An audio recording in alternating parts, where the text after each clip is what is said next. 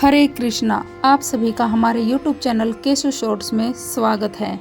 और जैसा कि आप सबको पता है कि हम हर रोज अपने चैनल पर श्रीमद् भागवत गीता के पाठ की वीडियो डालते हैं।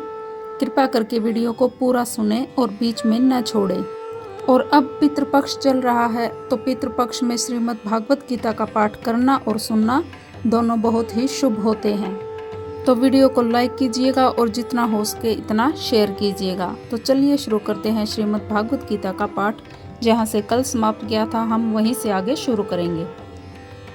अर्जुन ने कहा, वहाँ पर दोनों पक्षों की सेनाओं के मध्य में अपने चाचा ताऊओं, पितामहों, गुरुओं, मामाओं, भाइयों, पुत्रों, पौत्रों, मित्रों, ससुरों और शुभचिंतकों को देखो।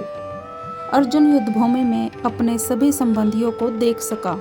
वह अपने पिता के समकालीन भूरिश्रवा जैसे व्यक्तियों, भीष्म तथा सोमदत्त जैसे पितामहों, द्रोणाचार्य तथा कृपाचार्य जैसे गुरुओं, शल्य तथा शकुनी जैसे मामाओं, दुर्योधन जैसे भाइयों, लक्ष्मण जैसे पुत्रों और अश्वत्थामा जैसे मित्रों तथा कृतवर्मा जैसे शुभचिंतकों को देख सका। वह उन सेनाओं को भी देख सका जिनमें उसके अनेक मित्र थे। जब कुंती पुत्र अर्जुन ने मित्रों तथा संबंधियों की इन विभिन्न श्रेणियों को देखा तो वह करुणा से अभिभूत हो गया और इस प्रकार बोला।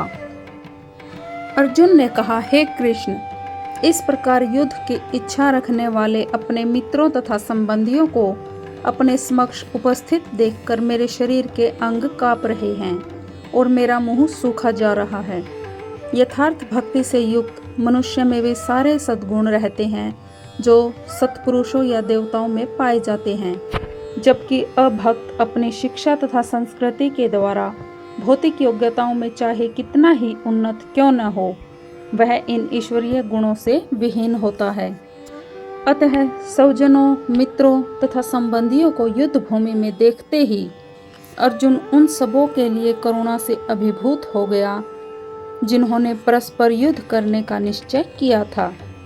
जहाँ तक उसके अपने सैनिकों का संबंध था, वह उनके प्रति प्रारंभ से दयालु था, किंतु विपक्षी दल के सैनिकों की आसन्न मृत्यु को देखकर वह उन पर भी दया का अनुभव कर रहा था। और जब इस प्रकार सोच रहा था तो उसके अंगों में कंपन होने लगा और मुंह सूख गया। उन सबको युद्धाभिमुख देखकर उसे आश्चर्य भी हुआ। प्राय सारा कुटुंब अर्जुन के सगे संबंधी उससे युद्ध करने आए थे। यद्यपि इसका उल्लेख नहीं है, किंतु तो भी सहज अनुमान लगाया जा सकता है कि न केवल उसके अंग कांप रहे थे और मुंह सूख रहा था, अपितु वह दयावश रुदन भी कर रहा था। अर्जुन में ऐसे लक्षण किसी दुर्बलता के कारण नहीं, अपितु हृदय की कोमलता के कारण थे, जो भगवान के शुद्ध भक्त का लक्षण है। अतः कहा गया है, जो भगवान के प्रति अविचल भक्ति रखता है उसमें देवताओं के सद्गुण पाए जाते हैं, किंतु जो भगवत भक्त नहीं है उसके पास सारी योग्यताएं ही रहती हैं, जिसका कोई मूल्य नहीं होता। इसका कारण यह है कि वह मानसिक धरातल पर मंडराता रहता है और जलवंत माया के द्वारा अवश्य ही आकृष्ट होता है। अर्जुन कहता है कि मेरा सारा शरीर कांप रहा है, मेरे रोंगटे खड़े हो रहे हैं, मेरा गांडीव धनुष मेरे हाथ से सरक रहा है और मेरी त्वचा जल रही है। शरीर में दो प्रकार का कंपन होता है और रोंगटे भी दो प्रकार से खड़े होते हैं। ऐसा या तो आध्यात्मिक परमानंद के समय या भौतिक परिस्थितियों में अत्यंतिक भय उत्पन्न होने पर होता है।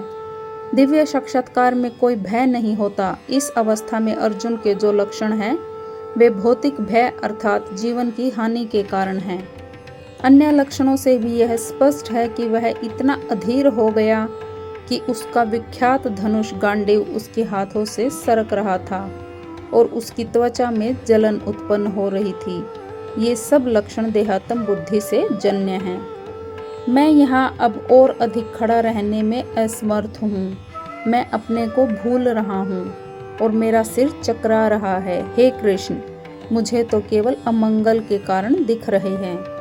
अपने अधैर्य के कारण अर्जुन युद्ध भूमि में खड़ा रहने में असमर्थ था और अपने मन की इस दुर्बलता के कारण ही उसे आत्मविस्मृति हो रही थी। भौतिक वस्तुओं के प्रति अत्यधिक आसक्ति के कारण मनुष्य ऐसी मोहमयी स्थिति में पड़ जाता है। ऐसा भय तथा मानसिक असंतुलन उन व्यक्तियों में उत्पन्न होता है जो भौतिक परिस्थितियों से ग्रस्त होते हैं। अर्जुन को युद्ध भूमि में केवल दुखदायी पराजय ही प्रतीत हो रही थी। वह शत्रु पर विजय पाकर भी सुखी नहीं होगा। जब मनुष्य को अपनी आशाओं में केवल निराशा दिखती है तो वह सोचता है, मैं यहाँ क्यों हूँ। प्रत्येक प्राणी अपने में तथा अपने स्वार्थ में रुचि रखता है। किसी की भी परमात्मा में रुचि नहीं होती। कृष्ण की इच्छा से अर्जुन अपने स्वार्थ के प्रति अज्ञान दिखा रहा था। मनुष्य का वास्तविक स्वार्थ तो विष्णु या कृष्ण में निहित है। बद्ध जीव इसे भूल जाता है, इसीलिए उसे भौतिक कष्ट उठाने पड़ते हैं। अर्जुन ने सोचा कि उसकी विजय केवल उसके शोक का कारण बन सकती है। हे कृष्ण, इस युद्ध में अपने ही स्वजनों का वध करने से न तो मुझे कोई अच्छाई दिखती है और न ही मैं उससे किसी प्रकार की विजय, राज्य या सुख की इच्छा रखता हूँ। यह जाने बिना कि मनुष्य का स्वार्थ कृष्ण में है, सारे बद्धजीव शारीरिक संबंधों के प्रति यह सोचकर आकर्षित होते हैं कि वे ऐसी परिस्थितियों में प्रसन्न रहेंगे। ऐसी देहात्म बुद्धि के कारण वे भौतिक सुखों के कारणों को भी भूल जाते हैं। अर्जुन तो क्षत्रिय का नैतिक धर्म भी भूल गया था। कहा जाता है कि दो प्रकार के मनुष्य परम शक्तिशाली तथा जाज्वल्यमान सूर्यमंडल में प्रवेश करने के योग्य होते हैं। ये हैं, एक तो क्षत्रिय जो कृष्ण की आज्ञा से युद्ध में मरता है तथा दूसरा सन्यासी जो आध्यात्मिक अनुशीलन में लगा रहता है। अर्जुन अपने शत्रुओं को भी मारने से विमुख हो रहा है। अपने संबंधियों की तो बात ही छोड़ दें। वह सोचता है कि स्वजनों को मारने से उसे जीवन में सुख नहीं मिल सकेगा, अतः वह लड़ने के इच्छुक नहीं है। जिस प्रकार की भूख न लगने पर कोई भोजन बनाने को तैयार नहीं होता, उसने तो वन जाने का निश्चय कर लिया है, जहाँ वह एकांत में निराशापूर्ण जीवन काट सके। किंतु क्षत्रिय होने के नाते उसे अपने जीवन निर्वाह के लिए राज्य चाहिए, क्योंकि क्षत्रिय कोई अन्य कार्य नहीं कर सकता। किंतु अर्जुन के पास राज्य कहाँ है? उसके लिए तो राज्य प्राप्त करने का एकमात्र अवसर है कि वह अपने बंधु बांधवों से लड़कर अपने पिता के राज्य का उत्तराधिकार प्राप्त करे, जिसे वह करना नहीं चाह रहा था। इसीलिए वह अपने को जंगल में एकांतवास करके निराशा का एकांत जीवन बिताने के योग्य समझता है।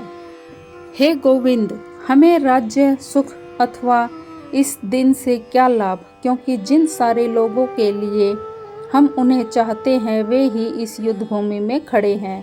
हे मधुसूदन, जब गुरुजन, पितृगण, पुत्रगण, पितामह, मामा, ससुर, पौत्रगण, साले तथा अन्य सारे संबंधी अपना अपना धन एवं प्राण देने के लिए तत्पर हैं और मेरे समक्ष खड़े हैं, तो फिर मैं इन सबको क्यों मारना चाहूँगा, भले ही वे मुझे क्यों न मार डालें। हे जीवों के पालक, मैं इन सब से लड़ने को तैयार नहीं, भले ही बदले में मुझे तीनों लोक क्यों न मिलते हों। इस पृथ्वी की तो बात ही छोड़ दें, भला धृतराष्ट्र के पुत्रों को मारकर हमें कौन सी प्रसन्नता मिलेगी। अर्जुन ने भगवान कृष्ण को गोविंद कहकर संबोधित किया, क्योंकि वे गौओं तथा इंद्रियों की समस्त प्रसन्नता के विषय हैं। इस विशिष्ट शब्द का प्रयोग करके अर्जुन संकेत करता है कि कृष्ण यह समझें कि अर्जुन की इंद्रियां कैसे तृप्त होंगी, किंतु गोविंद हमारी इंद्रियों को तुष्ट करने के लिए नहीं हैं। हाँ, यदि हम गोविंद की इंद्रियों को तुष्ट करने का प्रयास करते हैं तो हमारी इंद्रियां स्वयं तुष्ट होती हैं। भौतिक दृष्टि से प्रत्येक व्यक्ति अपनी इंद्रियों को तुष्ट करना चाहता है और चाहता है कि ईश्वर उसके आज्ञापालक की तरह काम करे, किंतु ईश्वर उनकी तृप्ति वहीं तक करते हैं जितने के वे पात्र होते हैं, उस हद तक नहीं कि जितना वे चाहते हैं। किंतु जब कोई इसके विपरीत मार्ग ग्रहण करता है, अर्थात जब वह अपनी इंद्रियों की तृप्ति की चिंता न करके गोविंद की इंद्रियों की तुष्टि करने का प्रयास करता है, तो गोविंद की कृपा से जीव की सारी इच्छाएं पूर्ण हो जाती हैं। यहाँ पर जाति तथा कुटुंबियों के प्रति अर्जुन का प्रगाढ़ स्नेह आंशिक रूप से इन सब के प्रति उसकी स्वाभाविक करुणा के कारण है, अतः वह युद्ध करने के लिए तैयार नहीं है। हर व्यक्ति अपने वैभव का प्रदर्शन करके मित्र तथा परिजनों के समक्ष करना चाहता है, किंतु अर्जुन को भय है कि उसके सारे मित्र परिजन युद्ध भूमि में मारे जाएंगे। वह विजय के पश्चात उनके साथ वैभव का उपयोग नहीं कर सकता। भौतिक जीवन का यह सामान्य लेखा जोखा है। भगवत इच्छा होने पर वह भगवान की सेवा के लिए सारे ऐश्वर्य स्वीकार कर सकता है, किंतु यदि भगवत इच्छा न हो तो वह एक पैसा भी ग्रहण नहीं करता। अर्जुन अपने संबंधियों को मारना नहीं चाह रहा था, और यदि उनको मारने की आवश्यकता हो तो अर्जुन की इच्छा थी कि कृष्ण स्वयं उनका वध करें। इस समय उसे यह नहीं पता है कि कृष्ण उन सबों को युद्ध भूमि में से आने से पूर्व ही मार चुके हैं और अब उसे निमित्त मात्र बनना है। इसका उद्घाटन अगले अध्यायों में होगा। भगवान का असली भक्त होने के कारण अर्जुन अपने अत्याचारी बंधु बांधवों से प्रतिशोध नहीं लेना चाहता था, किंतु यह तो भगवान की योजना थी कि सबका वध हो। भगवत भक्त दुष्टों से प्रतिशोध नहीं लेना चाहते, किंतु भगवान दुष्टों द्वारा भक्त के उत्पीड़न को सहन नहीं कर पाते। भगवान किसी व्यक्ति को अपनी इच्छा से क्षमा कर सकते हैं, किंतु यदि कोई उनके भक्तों को हानि पहुंचाता है तो वे उसे क्षमा नहीं करते। इसीलिए भगवान इन दुराचारियों का वध करने के लिए उद्यत थे, यद्यपि अर्जुन उन्हें क्षमा करना चाहता था। तो आज का हम हमारा गीता का पाठ यहीं समाप्त करते हैं। आगे का पाठ हम कल की वीडियो में करेंगे, और अगर आपको वीडियो पसंद आई हो तो वीडियो को लाइक और शेयर जरूर करें।